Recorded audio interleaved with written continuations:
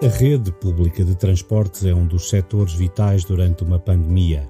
Há que manter canais de deslocação para as pessoas consideradas essenciais à estabilidade, ordem, segurança, fornecimento de bens e serviços às pessoas que estão confinadas.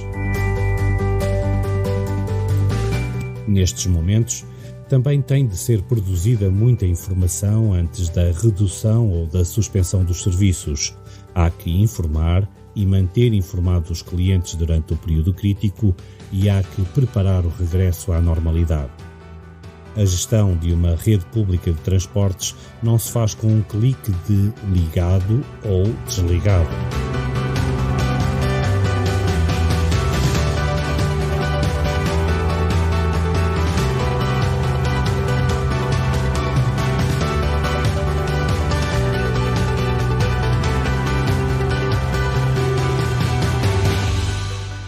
O Jorge Morgado é diretor de comunicação da Metro do Porto.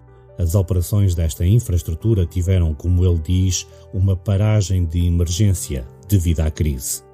Mas o Jorge Morgado, por razões profissionais e profissionais, não parou durante este período. Esteve sempre ativo e sem ver os filhos, ou melhor, via-os à porta de casa, afastado e pela janela.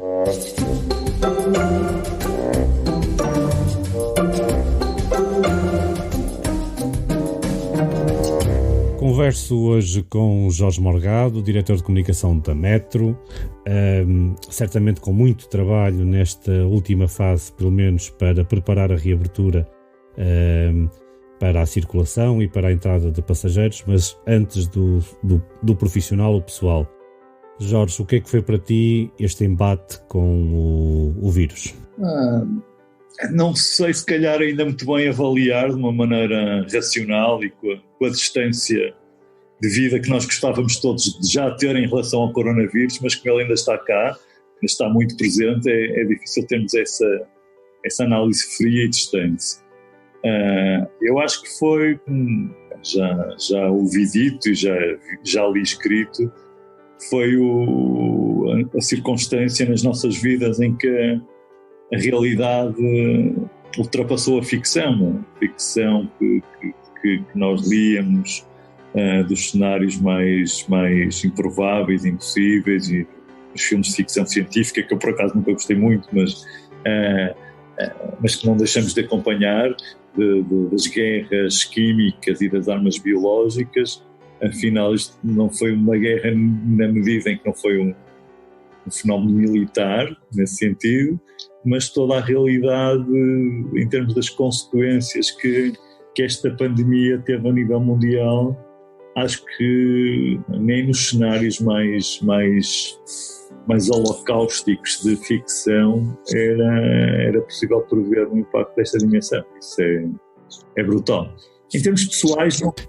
Desculpa. Tiveste alguma situação mais peculiar aí por casa que tiveste que ter mais calma, que controlar? Houve uma mudança, como toda a gente em todo o mundo teve, de uma forma mais acentuada ou menos acentuada, mas houve também na minha vida uma mudança de rotinas, uma mudança de hábitos. Eu lembro perfeitamente da última refeição que fiz num restaurante, da última vez que almocei fora, que por sinal foi com o diretor do Porto Canal. Eu lembro do dia em que isso aconteceu, lembro-me dos últimos momentos de vida sem restrições de circulação e de contacto social, e eu lembro-me até porque eu tenho 5 filhos e que não vivem comigo, lembro-me dos expedientes a que tivemos que recorrer em família para continuar a manter o contacto, desde as conversas em grupo do WhatsApp com os filhos todos, desde ir visitar uns filhos ao jardim de casa em que eles ficavam de um lado da cerca e eu do outro lado, os outros mais pequenos que vinham à varanda, eu telefonava, vinham à varanda e eu estava cá embaixo na rua a falar com eles lá em cima, no segundo andar a conversar comigo. Lembro-me de muitas experiências muito marcantes. Uma que me emocionou bastante, que foi a dar um passeio de bicicleta. Eu, por questões de saúde, tinha que fazer exercício todos os dias, ou caminhar, ou correr uma distância curta, ou andar de bicicleta. E um dia muito cedo fui andar de bicicleta junto ao Rio Douro, do lado de Gaia, junto à Ponte Dom Luís, e ver de um lado e do outro das margens do rio um silêncio total, não havia ninguém, e tu conheces bem esse cenário. Imagina, não vês um carro, não ouvis um avião, não ouvis uma conversa, nem uma música de fundo, nada, o silêncio total e absoluto, como diz a música, da Ribeira até à Sé, e do lado de Gaia a mesma coisa, não vês viva alma, não ouvis nada, estava um dia lindo e ao mesmo tempo parece quase um privilégio, mas é um privilégio de ficção, nós nunca vimos isto assim e se Deus quiser também não teremos mais oportunidades de ver a nossa cidade deserta completamente. Isso é marcante. Aqui em Macau, ali junto às ruínas de São Paulo, que é o símbolo icónico da cidade, que está pejada de turistas, houve dias em que não estava pura e simplesmente ninguém. É um cenário completamente desolador e tu chegavas ali a caminhar e dizias: o que é que aconteceu? O que é isto? É verdade que tu ouviste a natureza a despontar, ouvias mais pássaros todos os dias. De manhã até notavas que não havia silêncio, não havia carros, estava toda a gente fechada em casa e acordavas de manhã com os pássaros nas árvores aqui à volta a cantar, que é uma coisa impensável em Macau, com o barulho, que é uma cidade que não dorme durante 24 horas, e tu começaste a partir da final da segunda semana a ouvir os pássaros, porque não tinhas ninguém, pura e simplesmente não tinhas ninguém na rua. Imagino o que é que seja o Porto, o que seja a Ribeira de Gaia, sem ninguém. Imaginamos, mas nunca conseguimos sentir o que é possível sentir quando na realidade lá estamos. Eu aqui, tu aí junto à Igreja de São Paulo, se calhar a sentir a ausência de todo o toque humano e, portanto, é a verdadeira natureza morta. Mas é nesses momentos que nós entendemos que alguma coisa de muito grave se estava a passar e houve essa compreensão, acho que ambas as populações, que em determinado momento disseram que é preciso ficar em casa, é preciso parar a cadeia de transmissão do vírus. Tu entendeste isso muito rapidamente, Jorge? Sim. Eu entendi que houve uma pressão popular de grande parte dos portugueses quando as crianças deixaram de ir às escolas. Ainda antes do governo decidir tomar a opção de fechar as escolas, não foi muito antes, mas 2 ou 3 dias antes, eu levando os meus filhos às escolas respectivas, os mais pequenos, ver as escolas com muito menos alunos, perguntar-lhes então como é que foi hoje, e eu disse, hoje só estávamos metade da turma, e depois no dia seguinte, hoje só estávamos 5 na sala, e aí houve um movimento de fecho, de medo, de incerteza, sobretudo nessa altura. Estamos a falar de meados de março, alguns 14, 15 de março, as aulas fecharam a 16, acabaram a 16. Nessa altura havia sobretudo mais do que medo, acho eu, uma incerteza, uma angústia pela ausência de informação, pela ausência... Não era que as autoridades, as entidades não fornecessem essa informação, mas nessa altura não tínhamos ainda bem noção do alcance, se calhar ainda não hoje, hoje temos noção desse alcance do que estava a passar, mas na altura esse primeiro embate foi forte e esse movimento de recolhimento e de confinamento que aí começou foi de facto seguido com muita disciplina e foi Sentiste medo? Sentiste medo? Não posso dizer que tenha sentido medo, mas senti coisas que não gostei de sentir, que me fizeram sentir muito desconfortável, como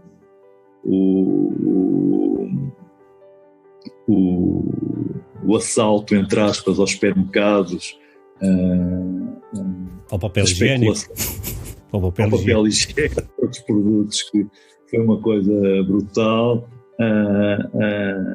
algum efeito de contágio histérico em alguns setores da população nos primeiros dias, mas acho que houve sempre uma serenidade, houve sempre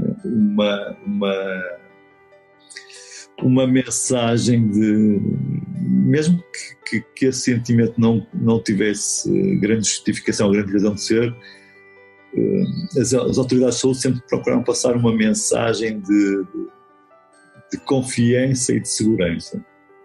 Isto é duro, isto é forte, isto estamos a atacar numa dimensão para a qual nós não estávamos preparados e ninguém estava preparado, mas estamos cá para lidar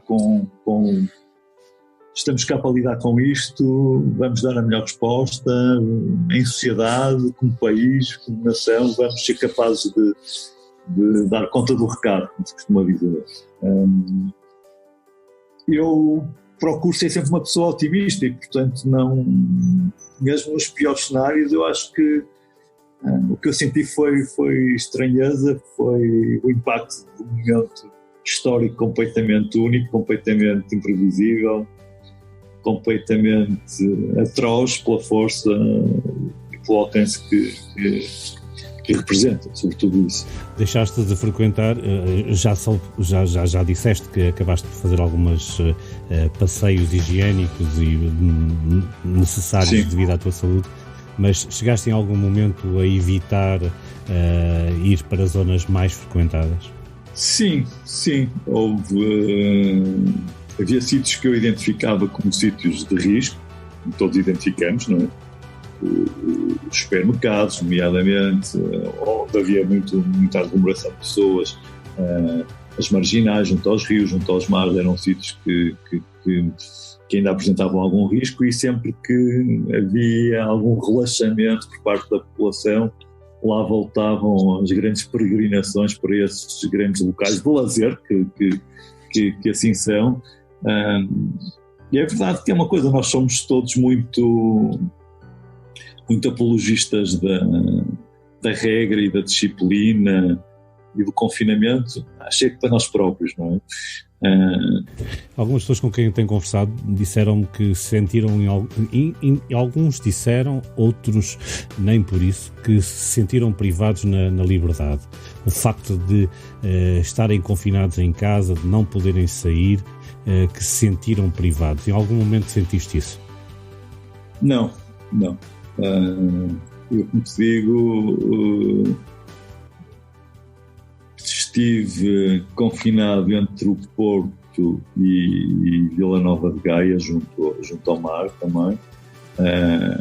Obviamente nunca circulei entre um local e outro nos períodos em que era proibido circular entre os concelhos, e houve momentos que assim foi, nomeadamente na altura da Páscoa e na altura do 1º de Maio, assim foi. Portanto, respeitei sempre as regras, mas o período máximo que eu estive sem sair de casa foi pouco mais de 48 horas. Até, sobretudo, por questões meteorológicas, porque estava a chover ou porque estava mau tempo. Mas de resto saí todos os dias, nem que fosse para dar uma volta à volta do prédio, ou uma volta no condomínio, ou uma volta junto ao rio, uma saída de 20 minutos, meia hora que fosse. Mas isso para mim, não tendo condições para andar a pé dentro de casa em contínuo, isso para mim era fundamental para um bem-estar físico, para cumprimento de uma recomendação médica de fazer uma caminhada diária, por um lado, mas também para efeitos de saúde mental e de sanidade mental que nestes momentos foi tão ou mais importante que a outra, que a saúde física. E por muitos bons filmes que nós tenhamos para ver, muitos livros que tenhamos para ler, muito trabalho que possamos fazer, muito boas conversas possamos ter, e passamos todos nós a conversar bastante mais do que até então, a verdade é que o contacto com a natureza, que se calhar não era tão valorizado nas cidades sobretudo, para mim foi algo fundamental para me sentir livre e para me sentir são e para me sentir ativo.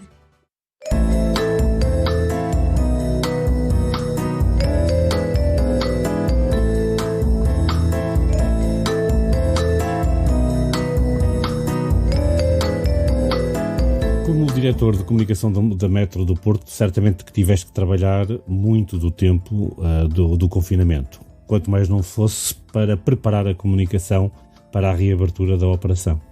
Como é que foi essa preparação? Bem, num primeiro momento foi a comunicação de uma operação especial, ou em moldes especiais, face à recomendação oficial, governamental de confinamento, não é? Quando as aulas fecham, quando grande parte da população é colocada em teletrabalho, quando se recomenda às pessoas que não saiam de casa, a procura dos transportes públicos diminui virtualmente. Ao mesmo tempo, vocês chegaram a estar parados? Não, nunca paramos, porque, como ia dizer, nós sendo transporte público, somos também um serviço público. Um serviço público à população de toda a área metropolitana do Porto, e nós estávamos, antes da pandemia, a transportar mais de 6 milhões, bem mais de 6 milhões de clientes por mês, o que para a realidade da área metropolitana do Porto é muito, muito significativo, e vínhamos a crescer ano após ano com uma cota de mercado cada vez mais interessante. Subitamente foi uma travagem de emergência, foi parar de repente, mas continuar a prestar um serviço público que, do ponto de vista da racionalidade empresarial, era até contraditório, porque se o objetivo era evitar o contacto entre pessoas, garantir o distanciamento social para aqueles que, apesar de tudo, tinham necessidades de mobilidade, nós tínhamos que ter uma oferta muito forte, sabendo que tínhamos uma procura muito fraca. A procura caiu 90%, mas a oferta manteve-se quase nos 100%. E, portanto, aí o gap entre receitas e despesas aumentou brutalmente. Por outro lado, ainda, por uma questão de saúde pública, de salubridade, decidimos desligar todas as máquinas de validação, todas as máquinas de aquisição de bilhetes e de carregamento de assinaturas mensais, e, portanto, aí basicamente abdicamos da receita, desligamos todo o equipamento, continuando a fornecer o serviço habitual. Isso aconteceu no dia 18 de março, se não estou em erro, e vigorou até ao dia 4 de maio, cerca de mês e meio, com serviço quase máximo e procura quase mínima. Mas a quase mínima era fundamental, e aí é que entra o serviço público e as obrigações de serviço público. Nós tínhamos como clientes diários muita gente que trabalhava e trabalha no Hospital de São João, do Porto, de auxiliares, a médicos, a enfermeiros, a gestores, muita gente a trabalhar no Instituto Português de Oncologia do Porto, muita gente a trabalhar em outros equipamentos e outras infraestruturas ligadas à saúde, muita gente que, por um motivo ou por outro, não pôde deixar de trabalhar, porque a função que desempenhava e desempenha era essencial ao funcionamento da sociedade, e nós estivemos desse lado, de lados que mantêm o país a funcionar. Deixa-me fazer uma pergunta, Jorge. Disseste que vocês desligaram as máquinas da bilhética, inclusivamente imagino que também as máquinas de venda do andante e até de validação. Sim. Foi por uma questão de quebrar barreiras de transmissão, ou foi porque foram indicações precisas da Direção-Geral de Saúde para as desligar? Não, foi uma opção que tomamos em conversas com os colegas do Metro de Lisboa. Identificamos as máquinas de validação e, sobretudo, as máquinas de carregamento de títulos como eventuais focos de transmissão do vírus, dado que há necessariamente contacto físico com as mesmas, e em articulação com a Direção-Geral de Saúde, entendemos, basicamente, apresentamos a nossa opção de desligar, e ela foi validada, digamos assim, pela Direção-Geral de Saúde, não foi imposta, foi validada a nossa, e assim o fizemos. aqui o metro do Porto, o metro de Macau é extremamente incipiente, é uma pequena linha automática em que utiliza um sistema de contactless, em que é um cartão de proximidade que se aproxima da máquina, não há contacto. Na validação também não há contacto, mas mesmo assim há um aproximar que depois por vezes leva ao contacto, e são milhares e centenas de milhares de validações na mesma infraestrutura todos os dias, e portanto a opção foi essa. O que eu te queria dizer era que, paralelamente, a rede pública de autocarros, que também tem o mesmo tipo de cartão, de contactless, parece que foi coincidência, mas não foi. Eles tinham já esse sistema preparado e avançaram com ele, um sistema de leitura de QR Code, em que o telemóvel tem um QR Code, em que há um carregamento prévio e em que aponta para uma câmara que lê e que deduz o dinheiro e deduz o dinheiro na conta e permite o acesso ao autocarro.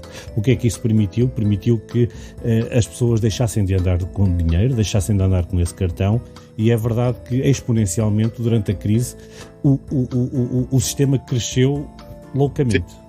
A pessoa, hoje em dia, já ninguém usa dinheiro, já nem usa cartão, é tudo com o QR Code. O que é muito comum no mundo oriental, não é? E na China em particular, mas que neste lado na Europa ainda não é. Por final, nós tínhamos também introduzido no sistema intermodal andante de bilhética da área metropolitana do Porto, há cerca de um ano e pico, uma ferramenta similar a essa, chamada Anda. O andante é o suporte em papel, o suporte do telemóvel é o Anda. O Anda faz exatamente isso, através de um sistema de NFC e de reconhecimento digital, permite que a pessoa valide com o telemóvel, sem qualquer contacto, valide com o telemóvel, num validador onde podia validar com o andante, no mesmo suporte, e depois, por Bluetooth, o sistema reconhece onde é que a pessoa está, que percurso faz e quando é que sai do transporte público. E no fim do mês envia também a conta, fazendo sempre a contabilização, digamos assim, da fatura mais conveniente para o cliente. Se era melhor ter utilizado 20 viagens individuais, cobra 20 viagens individuais, se era mais favorável a tarifa da assinatura mensal, daquele mês cobra a tarifa mensal. Este sistema só tem uma limitação, porque só é válido ainda, só funciona ainda em smartphones, em terminais do sistema Android, e não ainda nos iOS. Mas vocês não notaram nenhum incremento na utilização desse meio?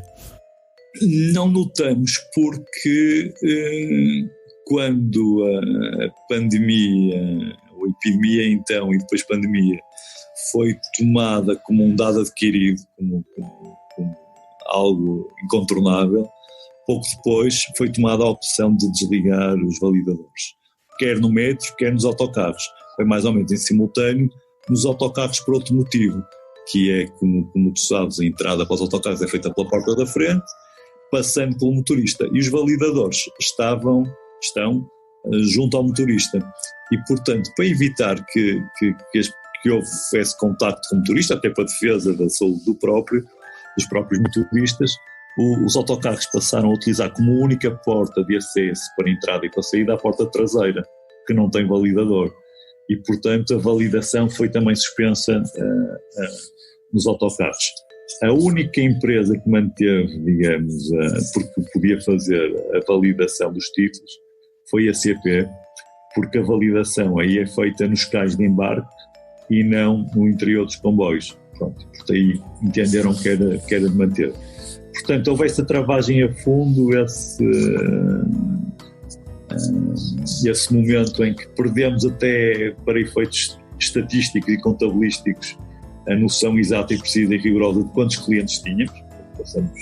Não havendo validações, toda a avaliação era feita ao olho, digamos assim, e portanto esse número que te dei dos 90% de redução da procura é um número estimado. E assim estivemos procurando, sobretudo, garantir condições de segurança e de saúde pública, procurando soluções de higienização e de desinfecção de toda a infraestrutura e de todos os veículos que pudessem dar garantias de preservação das condições de saúde a quem viaja connosco. E por isso... Achas que o regresso das pessoas começou a ser feito com confiança, ou elas ainda estão com algumas dúvidas, partindo do pressuposto que a aglomeração das pessoas ainda é uma possibilidade de contágio? Acho que a batalha que temos para vencer e que temos vindo a vencer é da confiança, sem dúvida nenhuma. É o elemento fundamental para retomarmos a atividade, quer nos transportes, quer na restauração, quer no turismo, quer em todos os setores da economia onde há contacto humano entre pessoas. Não é? Corrija-me se estiver errado, é obrigatório o uso da máscara nos transportes públicos, incluindo o metro? Sim, é sim, desde que retomamos, digamos assim, a operação normal, os vários operadores nacionais de transporte público estiveram envolvidos na definição do conjunto de normas com o Ministério e com a Direção-Geral de Saúde.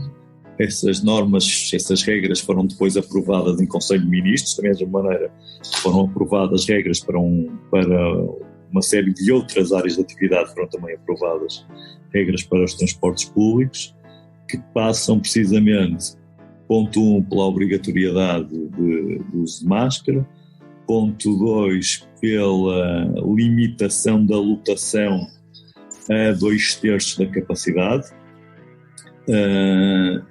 e ponto 3, pelo reforço de uma série de medidas de desinfecção, higienização e limpeza que permitem reduzir, tanto quanto é possível reduzir, o potencial de transmissão do vírus. A verdade é que nós começamos nesse novo normal, como agora se costuma dizer, no dia 4 de maio, e começamos com menos de 20 mil clientes, nesse preciso dia de 4 de maio, uma segunda-feira, e ontem, dia 1 de junho, também segunda-feira, portanto, cerca de um mês, ainda não um mês depois da reabertura, quando digo reabertura, no regresso dos clientes ao sistema, nós estávamos com 90 mil clientes.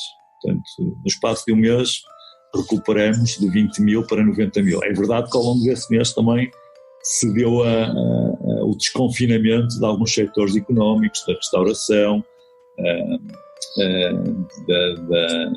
mais tarde das escolas a nível do 10º e 11º ano, depois do pré-escolar, e portanto cada dia que passa nós vemos mais gente na rua, vemos mais gente a trabalhar, menos gente em teletrabalho, a economia a funcionar melhor, já se vão vendo alguns engarrafamentos, o que sendo mau sob todos os pontos de vista. Ajuda o metro. É positivo a ver, a sensação é de satisfação com o facto de haver engarrafamentos, porque quer dizer que a economia começa a retomar e que as pessoas começam progressivamente a trabalhar. Mas agora é verdade, nós temos estado envolvidos em fóruns de debate internacionais com colegas de todo o mundo, sobretudo através de uma organização chamada União Internacional dos Transportes Públicos, que agrega operadores e reguladores e autoridades de cerca de 200 países, e fomos vivendo e aprendendo com as experiências uns dos outros, e fomos fornecendo e trocando informação estatística, e a previsão que todos tínhamos, mais ponto, menos ponto, era de fazermos um desconfinamento com uns 30% do que tínhamos antes, ou seja, íamos perder 70%. E este número que falei há pouco, dos 90 mil clientes por dia, é realmente 30% do que tínhamos antes da pandemia. Verificamos que isso aconteceu assim na Austrália, aconteceu assim em Hong Kong, foi o primeiro caso de uma rede, de um sistema de transportes a reabrir, digamos assim. Foi Hong Kong que foi dentro dessa questão dos transportes, foi o nosso caso de estudo, e depois fomos vendo acontecer reaberturas em vários países do mundo, em várias grandes capitais, em várias grandes cidades, na China continental também, e as pessoas são sensíveis porque lhes disseram a dada altura: atenção, evitem os transportes públicos, usem os transportes públicos só se tiver que ser salteado um bocado. E agora é preciso dizer o contrário, não, usem porque é o que é sustentável, é o que é saudável, é o que é ambientalmente recomendável, e o risco não é maior no transporte público. Era uma das vertentes que te queria falar contigo, que é no âmbito da comunicação. Certamente que houve dois vetores de aproximação, um vetor para a sociedade, usando os canais de comunicação globais, os jornalistas, as campanhas de marketing, e depois também há o canal de proximidade com o cliente direto. O que é que tu sentiste mais dificuldade nesta fase de reinício da operação? Qual foi a primeira prioridade? Comunicar com o vosso cliente que chega à estação, ou comunicar de uma forma global? Atuamos aos dois níveis e atuamos a um nível direto com os clientes por direct mail, por criando uma série de linhas ou ativando as linhas que já existiam para essa finalidade de informação de segurança, organizando muito rapidamente para que todas as máquinas de vending existentes nas estações pudessem também elas vender máscaras protetoras e outros equipamentos de proteção individual, como luvas, como gel desinfetante. Disponibilizamos em mais de 1/3 das estações dispensadores de álcool gel para que as pessoas possam limpar as mãos e desinfetar as mãos. Uma preocupação muito grande que houvesse uma autorregulação e que os clientes se sentissem agentes ativos na proteção coletiva, não é? Que se protegessem a si próprios, protegendo também os outros. Depois, em matéria de comunicação mais massiva, a questão da reabertura dos transportes foi uma questão central na sociedade portuguesa, porque era um tema de preocupação, e os transportes públicos são centrais no dia-a-dia de muitas pessoas, felizmente, é para isso que eles servem. E então tivemos o acompanhamento ou o envolvimento de personalidades políticas, como o Ministro do Ambiente, que tutela os transportes, ou como o Primeiro-Ministro, António Costa, que numa das suas primeiras rondas pelo país para verificar a reabertura económica, visitou em Matosinhos o CEIA, que fabrica ventiladores e que já está a exportar ventiladores para todo o mundo. Visitou o metro do Porto e fez uma viagem de metro do Porto, devidamente equipado, com máscara, com as mãos desinfetadas, com alguns membros do seu governo, para mostrar que sim, é possível e é seguro utilizar os transportes públicos. Portanto, por aí conseguimos uma comunicação mais massiva e passar a nossa mensagem de confiança e segurança. Aqui em Macau, nos transportes públicos, houve a preocupação de criarem suportes dentro dos autocarros, dentro das carruagens do metro, junto dos táxis, junto das paragens, suportes visuais, com as regras de afastamento, com as regras de lavar a mão, com as regras de utilizar a máscara, e inclusivamente utilizando o sistema sonoro interior do autocarro, que eu acho que são 10 e 10 minutos, passam mensagens do género: não se esqueça de limpar as mãos, não se esqueça de manter o afastamento, lave as mãos sempre que possa. Houve essa preocupação de estar permanentemente a alertar, e teve um impacto muito, muito forte. Nós aqui utilizamos todas essas infraestruturas, todos esses suportes, todas as posições informativas no interior dos veículos para passar essas mensagens, quer de distanciamento social, quer de uso de máscara, quer de etiqueta respiratória, quer de lavar as mãos. Também no canal de televisão interno que temos em todas as estações e veículos, que é Metro TV, também em todos os suportes digitais que temos, fizemos uma campanha muito forte nesse sentido. Felizmente, verificamos que houve um grande sentido cívico, uma grande responsabilidade por parte das pessoas, e que essa nossa mensagem, essa nossa preocupação, se calhar pecou até por excesso, mas mais vale nestes casos pecar por excesso do que por defeito, e essa mensagem foi imediatamente percebida e compreendida. Nós abrimos, como disse há pouco, reabrimos com essas novas regras no dia 4 de maio, e tínhamos claramente todos alguma preocupação, também nunca tínhamos vivido isto antes, nunca, como tu sabes, na Europa houve tradição de uso de máscaras na via pública, nos transportes públicos, tudo isto era novo, e houve preocupação de ter equipas de fiscalização e de autoridades de força de segurança, da polícia. O governo, aliás, legislou no sentido de permitir ou preconizar que houvesse multas para quem não usasse, para os cidadãos que não utilizassem a máscara no transporte público pudessem ser multados, e até ao dia de hoje não houve uma única multa emitida no Metro do Porto, porque os casos de pessoas que chegavam às estações sem máscara eram informadas que não podiam utilizar o metro, e então ou compravam uma máscara num equipamento de vending ou saíam da estação e procuravam outro meio de transporte. Portanto, houve um respeito muito grande, primeiro um conhecimento muito, muito profundo das regras.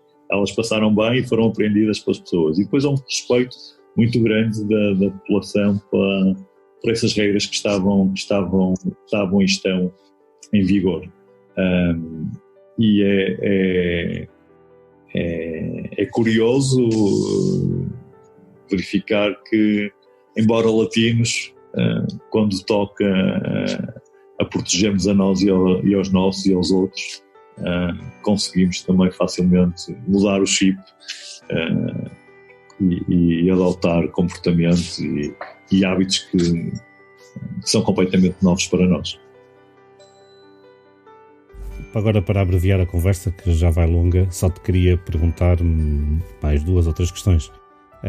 A primeira era se pudesses repor alguma coisa do teu passado recente e que não quisesses perder de todo em todo, o que é que não abdicarias? Do passado da pandemia ou do pré-pandemia? Da pré-pandemia. Sobretudo essa questão de estar com amigos, estar com família. Pouco a pouco vamos retomando esses hábitos de convívio, mas sobretudo a falta, sejamos nós mais afetos ou menos afetos, a falta que o toque faz. E é constrangedor e é muito desagradável sentir.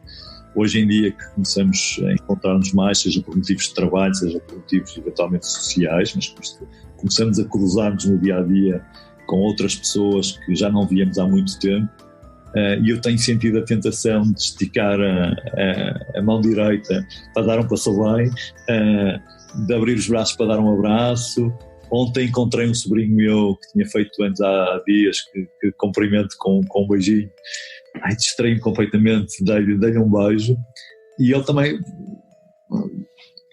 ficou assim meio atarantado, agora não se pode, e tenho tido esse impulso de abraçar pessoas e travar a meio, travar a fundo também nesse impulso. Isso custa bastante. Eu acho que isso, quando for possível recuperar, será o maior prazer que nós podemos ter. Abraçar filhos, pais, mulheres, tudo isto às vezes fica depois assim um bocadinho kafkiano. E eu, para terminar também a nossa conversa, conto-te um episódio engraçado que um cliente do metro relatava há dias, através de uma das nossas redes sociais, com algum desagrado, mas também com bastante humor e com bastante piada.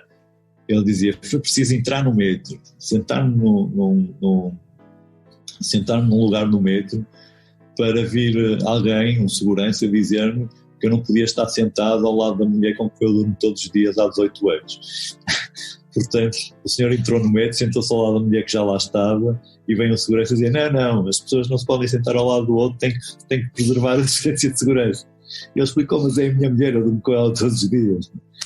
E no fundo é passarmos a poder ter contacto e proximidade com aqueles com quem não dormimos todos os dias. Jorge, obrigado por esta conversa. Espero que daqui para a frente consigamos ter uma melhor vida, uma vida pelo menos mais tranquila, sem tantos sobressaltos, e que rapidamente possamos voltar à normalidade. Para mim, olha, foi um prazer rever-te em boa forma e em boa saúde. Foi um prazer conversar contigo, matar algumas saudades e fica assim o meu abraço de amizade sentida, como tu sabes, para o outro lado do mundo e para ti, e que por aí continuas a fazer o excelente trabalho que tens feito e que nos vais dar notícias também do fim da pandemia, esperemos nós todos. Era uma notícia que eu gostava de ter dado ontem, ou há 15 dias, mas ela está por chegar, ela chegará. Um grande abraço, Vítor.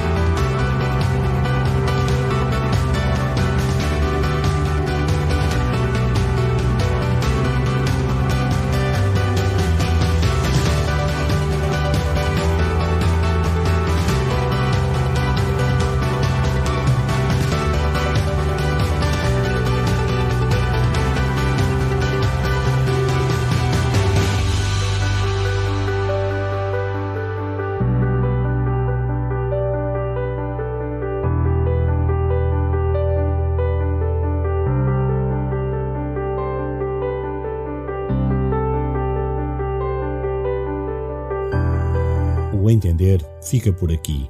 Se gostou, partilhe e não se esqueça de o subscrever. Eu sou o Vítor Moutinho. Voltarei em breve.